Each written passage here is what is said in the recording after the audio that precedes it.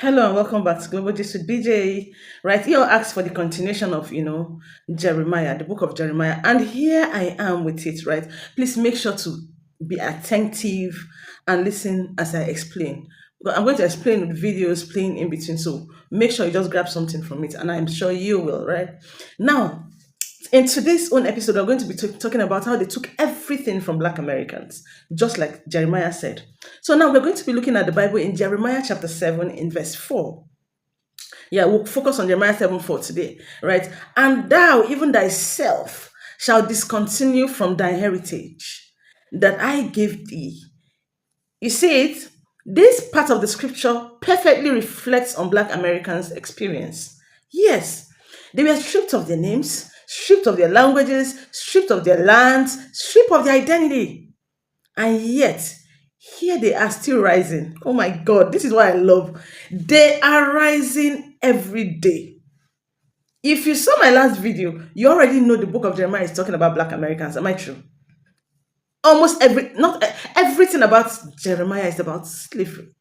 Jeremiah is a prophet recorded in the Bible, right? Who brought forth these words.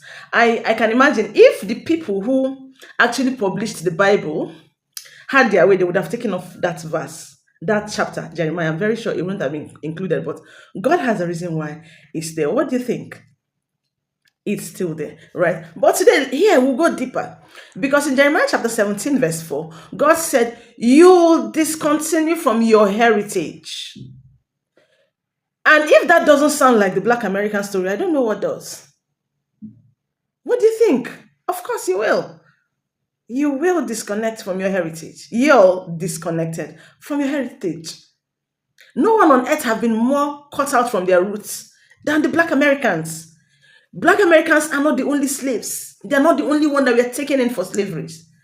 But yet they don't know their full names, right? Their surnames, they don't even know it. They don't speak their original languages. Their last names come from slave owners. Their identities was replaced with trauma. You can imagine that.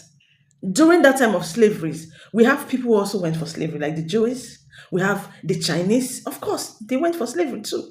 We have the Indians. But these people held on to their own heritage. But Black Americans were systemically cut off. They were systemically cut off. Let me leave you there. Just think of this part, and then I'll be back. Watch these videos. I had a conversation with a European friend of mine, I think 2 weeks ago, talking about what's going on in America. And I told him, have you noticed that only one group of people are responding, reacting? I said it's white folks that are reacting to to what's going on in America. And I said it's because Black Americans are used to this nonsense. Guys, go read this book. It's called Black Fortunes by Shamari Wills. Okay? Almost every single page in this book is how white people put systems in place to make sure Black Americans don't move any step further. This has been done to them for centuries. In 2025, the fact that Black Americans are still alive and breathing is a fucking miracle, in my opinion. But despite all the systemic hurdles that have been placed in the presence of Black Americans, they still created their own spaces. They still created their own churches, their own cities, their own industries. Don't let these people tell you that, oh, African Americans are just this. No, look at your history. Inventions. A lot of things has happened. But you want to know what happened? It's been stolen by white folks. It's been taken from by white folks. The land has been taken. Their policies have been taken. Their businesses have been burnt down. Their Wall Street has been taken. So when you see what's going on now, Black Americans in 2025 are numb. N-U-M-B. They are numb. They are numb to injustice. They are numb to this kind of things because it's not new. So that's why when you see people reacting to what's going on in America, it tends to be white people. Like, oh my God, this is so, I cannot believe Trump is taking away Department of Education. Black people ain't saying shit. Or I cannot believe he's deporting immigrants. Black people ain't saying shit. Because when black people are trying to tell people this guy is going to do this to you, guess what other people of color did? They ignored black folks because they wanted proximity to whiteness. Now that shit has hit the fan, guess who they are calling? Black folks, Black Americans. Black Americans are now keeping silent, rightfully so, by the way, to what's going on in America because they've realized that other people of color, in quotes, the Indians, the Mexicans, especially the Mexicans, most of what you guys have in America, even Africans, by the way, is because of the Black Americans that have fought for everybody to have access to it. Okay? So Even the so-called Arabs, the Latinos, the Indians, the Asians who are always silent, playing whoever is winning, they are now realizing that without black bodies and black voices, nobody actually fights. Even white people don't stand up and fight for themselves. I mean, I literally saw a video of a white woman at the Republican Congress being assaulted by security. They were pulling her, dragging her on the floor like she's a bag being dragged on the floor. Not one single white person, full of white people, stood up to help her out. So when black people are not there to scream and shout and fight for everybody, nobody fights for themselves. Nobody fights for us, or black Americans either. And this segregation topic that's being done now, people don't realize that black people are used to this shit. Mexicans are not even used to this shit. Asians are not used to this. Whites are not used to this. So that's why everybody's losing their mind. Blacks are used to this shit. Do you know that even for the past 3 days, I've only been seeing white people talking about let us not do segregation. Black people are happy. They want segregation. Brock and I were raised with so many of the same values. That you work hard like, for what you want. You in work life. hard for what you that want. Your word is your bond. That your word is your bond. That you do what you say you're going to do. That you treat people with respect. With dignity and respect, even if you don't know them, and even if you don't agree with them. And Barack and I set out to build sons. lives guided by these values and to those pass them on to the next generation because we want our children and all children in this nation to know that the only limit to the height of your achievements is the reach of your dreams and your willingness to work hard for them. And your willingness to work for them. Black babies were used as alligator bait. Yes, that happened in America, and it's way worse than you think. But it doesn't stop there. They turned black bodies into leather, shoes, handbags, belts. It's the history that they don't want you to know. For years, black babies were used as alligator bait. It wasn't just a random act. It was part of a systemic dehumanization. They made films, postcards, and even letter openers featuring this horrific act. But it didn't stop with alligator bait. Black bodies were turned into luxury goods, all made from the skin of African Americans. And the worst part is that it was normalized. It was accepted, and it still impacts us today. How does it feel to know that black bodies were used to create luxury goods, turned into items for people to wear, sit on, or even use as accessories? This is the truth that they tried to erase. Black AF history brings it all to light. Are you brave enough to know what they've been hiding? Right now, Black AF history is 35% off. Don't wait. Grab your copy and learn the history that they didn't want us to know before it sells out. Plus, you can save an extra 20% off orders over $59. I grabbed 3 of these books, I saved $12, and I got free shipping. But hurry, because this offer ends July 7th. Don't miss out. This is the truth that they tried to bury. Don't let them win.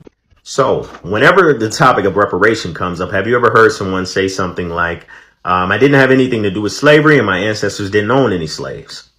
Well, I will lay out 2 instances over 2 videos in which African Americans have had wealth stolen from them, and none of which have anything to do with the labor of slavery. So it will make the argument of, why do I have to pay for something that I had nothing to do with, null and void? Also in another video, I will try to break down the cost of slavery, which is a little bit more complicated, although I do have figures from experts for the numbers. After the Civil War, the infamous 40 acres and a mule legislation was floated, but it was never passed. Instead, former enslavers were rewarded their land back. But what was the amount of wealth stolen from black people in this instance? In 1860, there were a little over 3.9 million enslaved people living in America. Suppose a family of 4 were granted this 40 acres and a mule. That would be 1 million families of 4 receiving 40 acres each. That is 40 million acres at an average of $7,000 an acre today. You can Google that and get that average. That's a total of $280 billion of wealth stolen in the form of land. And that's not to mention what the land could have yielded via crops and or livestock. But what about the mule? That's 1 million mules. 3 Google sources tell me that the average cost of a mule is anywhere from $1,000 to $8,000. We'll meet in the middle and say $4,000. So 1 million mules at $4,000 a piece. That's an additional $4 billion in mules for a total of $284 billion. Just as a little perspective, that is about the annual GDP. The GDP is what a particular area makes, whether that's a city, state, or whether it's the country. That is about the GDP of the state of Louisiana. So that's the first instance in which monies were, or wealth in general, was stolen from black people. So I'll do the second one in the second video. Now I stop in where they were systemically cut off because of They were the only ones that didn't have their full names, their surnames, their language, and their identity, right? The Chinese with the Indians, very sure they know their heritage. I've seen their videos, right? I'm going to play some of them, and then even in slavery, they know their heritage. But these people were actually systemically cut off. Have you ever asked yourself, why black people? Why us? Why us? Why were we stripped of our names, our identities? Why were these things taken away from us?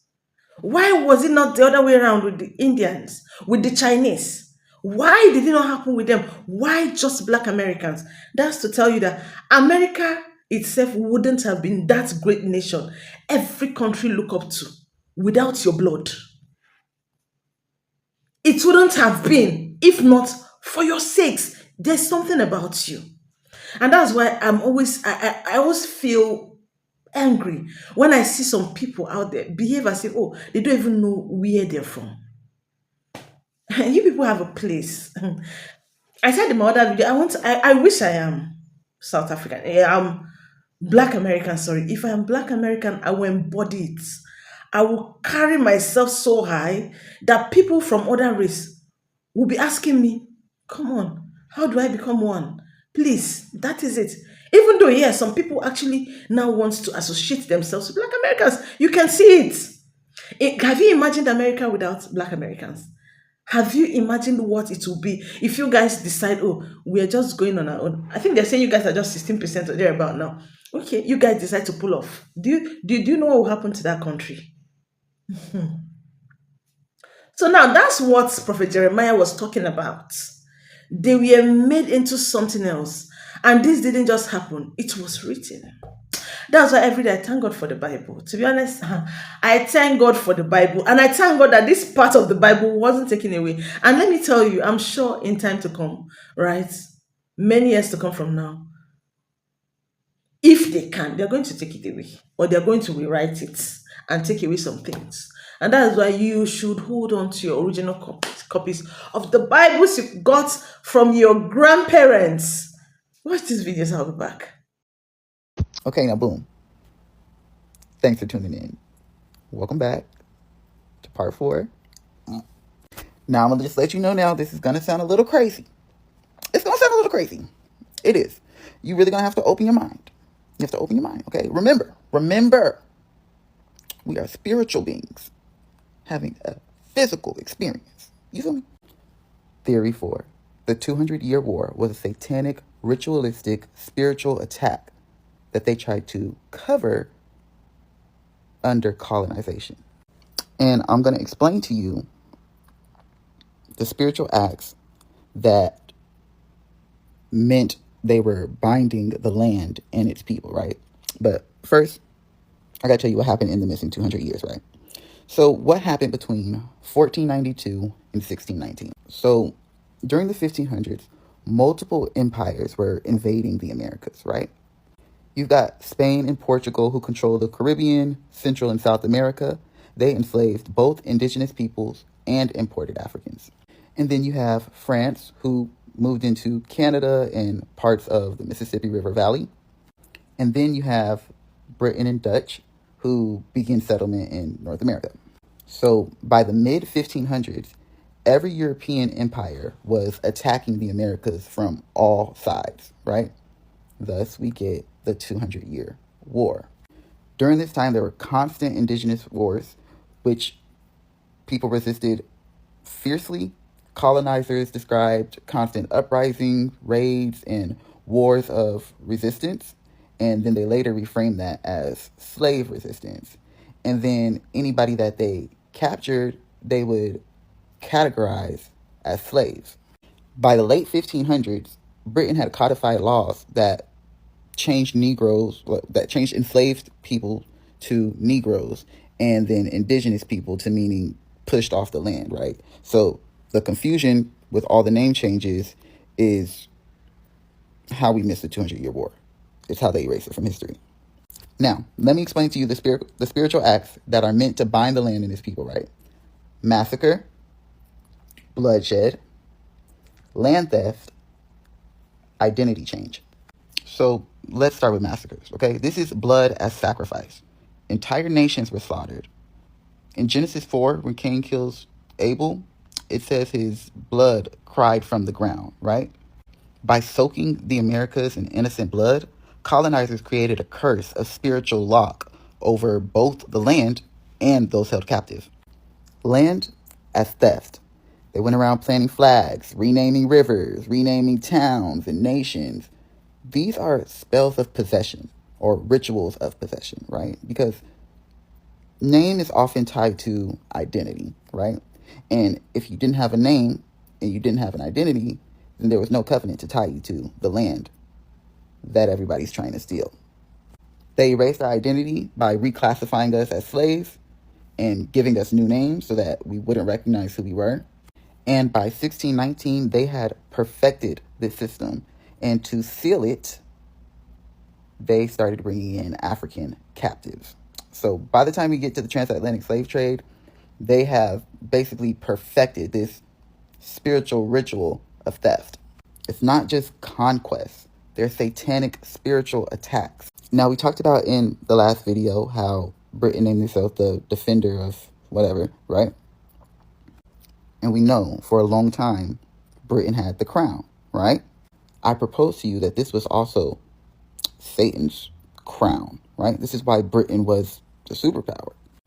And while Britain was perfecting this system during the 200-year war, this satanic ritual, Americans backstabbed them, took Satan's crown, became the new Babylon, and then a couple hundred years go by, and boom, we're at the Berlin Conference. Now, if you guys don't know what the Berlin Conference is, it's basically between 1884 and 1885, where 14 European powers met in Berlin to divide Africa like a pie. No African representatives were invited, so this means nations were like erased on paper. And then they went in and they created division with artificial borders, just like they did in America. This was ritual repetition.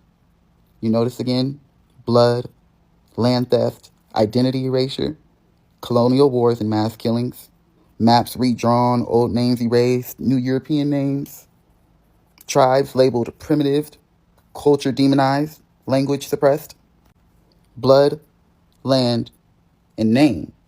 That's like a binding ritual, right?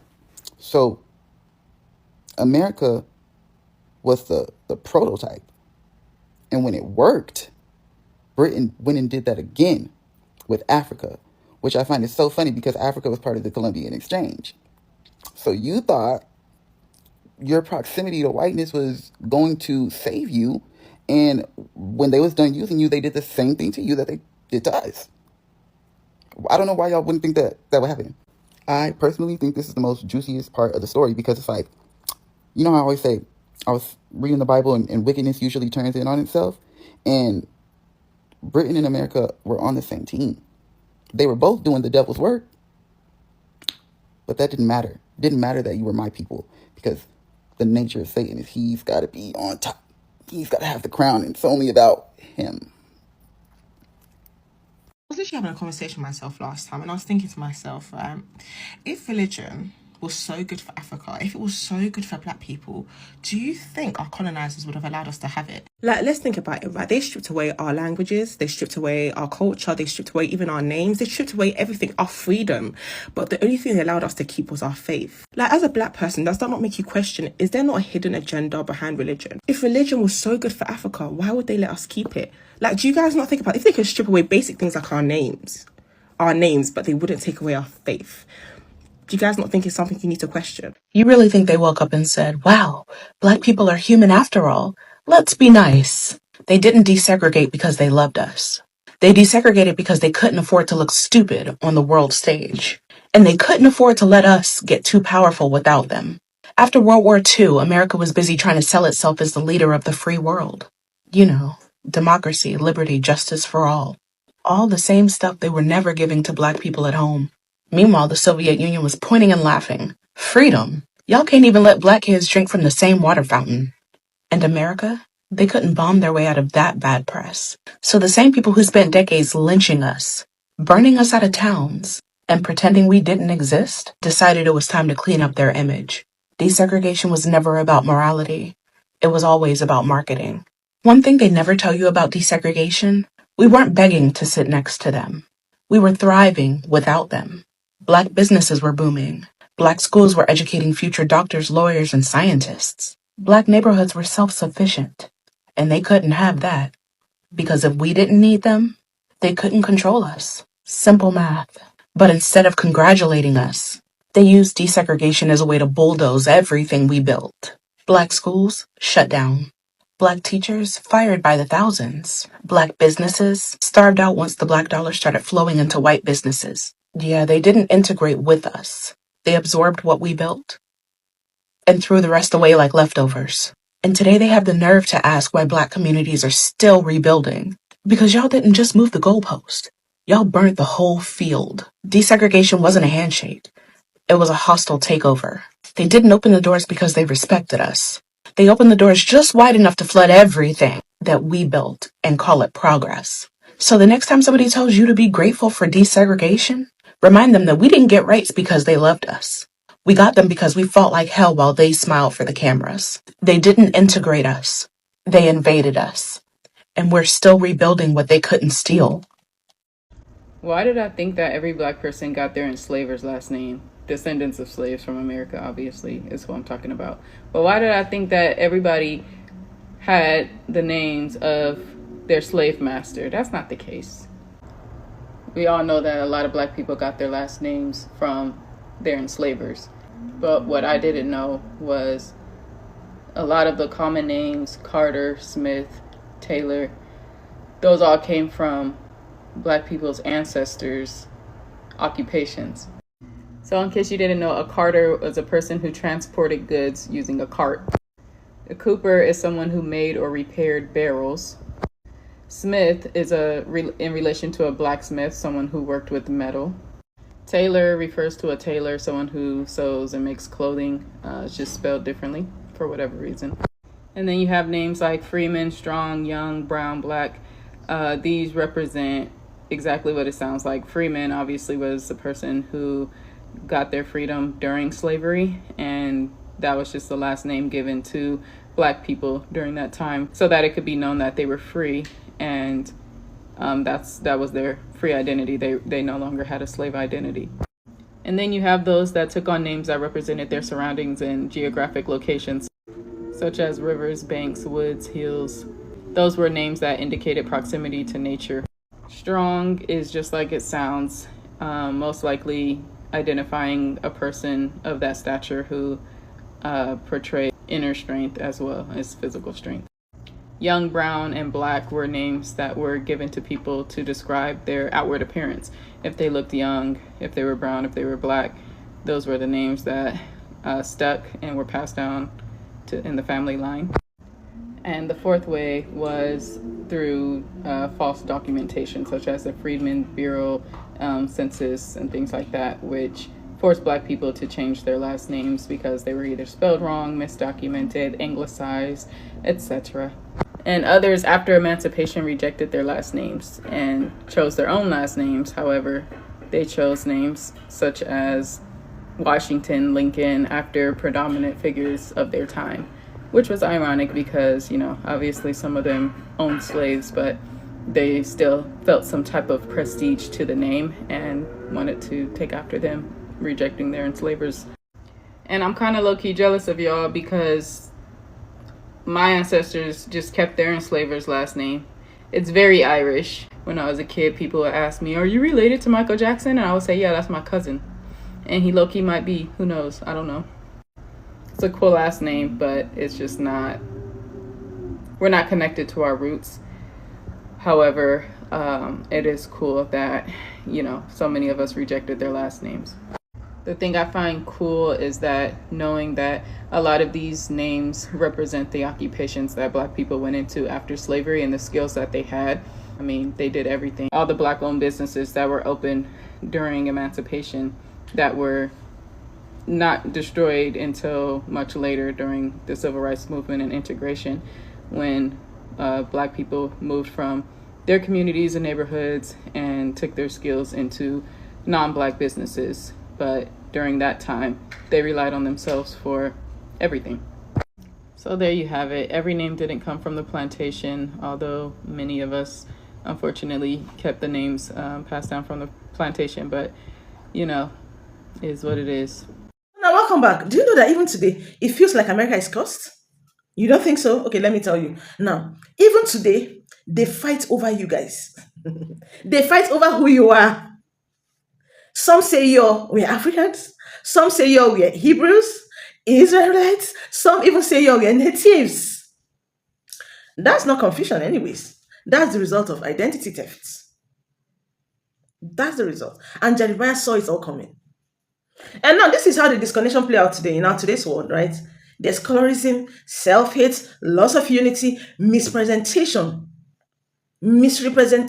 in media and schools. It's all as a result of all of that, the cause. But guess what? The awakening has started. If you watched up to this part, I want you to put in the comment section. The awakening has started. Jeremiah also shows us God never leaves his people in the dark forever. God never leaves his people in the dark forever. Now, let me tell you, as a Black American, can you just reflect on times where you feel like everything is going to shut down and immediately there's just a way? There's just a way, and you just see things, times where you're even supposed to be in trouble, and God just showed up. That is it. God never leaves you. Just ponder on it. Always have this at the back of your mind. God never leaves or forsakes you. I want you to always have this at the back of your mind. You are special. You are chosen. Yes, it might look like everywhere is rough, everywhere is hard. Everything is looking like, oh hell, let loose. Oh, it's like we're nothing. It's like we're not among the ones who are the billionaires. Come on. The peace you have alone, there's this inner peace. Black Americans are waking up. They are reading more. They are searching. They are asking questions. Do you see the videos? Questions upon questions. Why is this like this? Why is this like that? And Black Americans haven't stopped learning who they are. And that's why I said, go back to school. If you cannot go back to school, send your kids and your grandchildren. Make sure they are in school. Work hard for them to know everything and have it at their fingertips. Right? People are now turning to the Bible with new eyes. If you notice, a lot of people are now looking at the Bible like, are you sure this was not a book given to us by our slave masters to actually look at us as if we're something else, right? They're not looking at the Bible like, but let me tell you, in everything, there must be truth in it. Yeah. It's also true that it's also possible that the Bible was actually given to mislead a whole lot of you. But let me tell you, the book of Jeremiah should always stand out for you. Let me tell you, people are beginning to look at the Bible now with new eyes, right? They're also tapping into their lost traditions, spiritual roots, and heritage. Why do you think all this is happening? It's because of the quest to know who they are. Because now these people are awakened. They're not saying that no, these people are using us in this country. They're making it feel like we are nothing, but they can actually do without us. So now people are beginning to search deeper. They are beginning to search their roots. They are beginning to search their heritage and everything. So that's the prophecy. That's the prophecy Jeremiah made back years and years, thousands of years ago. The prophecy is flipping from loss to reconnection. I'm so happy for you guys. I'm so happy. I'm so happy for you guys. They tried to erase Yale, but they couldn't. Jeremiah chapter 17, verse 4 said you all will lose your heritage. But now you're getting it back. Piece by piece. Soul by soul. Do you notice that? A lot of people are beginning to find out we're actually Native Americans. What are they saying? We're actually this, we're actually that. People are beginning to reconnect. They are beginning to recover their lost piece by piece, soul by soul. And trust me, the world is watching and they're afraid of what you all might remember. They're afraid of what you all might remember. Your stolen lands. Imagine you guys could just find your stolen land somewhere. You don't know. You never know. Something might just happen. And the truth will just come out. Don't you think so? So I want you to drop a peace sign in the comment if you're part of the awakening, because the story was never over in Jeremiah. He saw it all. Prophet Jeremiah saw it all. It wasn't over in Jeremiah. I hope you enjoyed it. This is Global Just with Beejay, your sister blessing. If you watched up to this point, I'm so happy. And I'm so loved. I feel so loved, especially when I go through the comments. I feel like I have a family somewhere, and that's you, and that's you, and that's you. I love you all so much. I'm so happy with what the awakening is doing right now. We're going to deep more. We're going to search more. If you want me to continue with this series, let me see. Tell me to continue, right? In the comments as well, right? And do not forget to share this video. Do not forget to subscribe, like. Share it to people that needs to know this. When you see your people going through depression, tell them, get a quiet place and listen to this series. Trust me, it's going to do something for you. And I'm praying for you as well. Right? I can't wait. I can't wait to meet you all. I can't wait. I can't wait to meet you all one day. I'll see you on the next one. Bye, guys.